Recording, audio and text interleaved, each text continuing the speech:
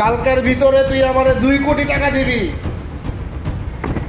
না না না, এত কথা আমি তোর কাছ থেকে শুনতে চাই না। তুই আমারে কালকের ভিতরে 2 লক্ষ টাকা দিবি। 2 কোটি, 2 লক্ষ না 2 কোটি। তোর 2 লক্ষ লাগবে না, তুই 2 কোটি টাকা দিবি আমারে। না এলে কিন্তু তোরে দেখিস খবর আছে। দিলাম তুমি কলা খাও, আমার ঈদ বোনাস না দিয়া তুমি কলা খাও। ওই বেটা কলা খাবো আজকে? হ্যাঁ, বাইশটা আমার সময় আছে। কি কাকু, তুমি আমার একমাত্র বাপের ভাই কাকু, তুমি এই কথা কেমনে কও? হ্যাঁ টাইম নাই, গরিব সময় নেই। এই গাড়িটা কার? আমার।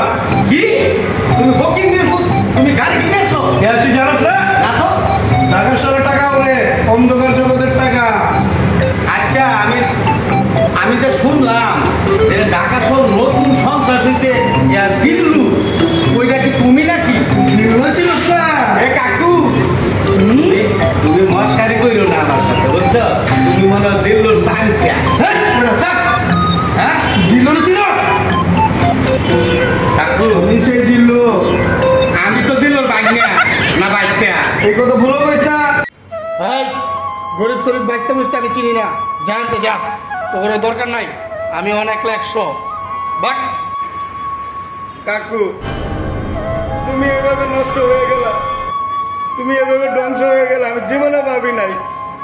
তুমি আমার ঈদ বোনাস দিতে পারো নাই, কিন্তু আজকে ঢাকা শহরের বড় জিল্লু হয়ে গেছো। তুমি কি মনে করছো এটা দিয়ে তোমার জীবন চলবে? একদিন দেখবা রাস্তাঘাটে গুলি খেয়ে মরে আছো। এটা জিন্দেগি না কাকা, তুমি এখনো ভালো রাস্তায় চলে আসো। যা তুই চলে যা, আর আসবি না। কাকু ঠিক আছে, আমি চলে যেতেছি। আমি দোয়া করি কোন বাপ মার সন্তান যাতে এমন খারাপ রাস্তায় না যায়। তুমি এখনো বোঝার চেষ্টা করো।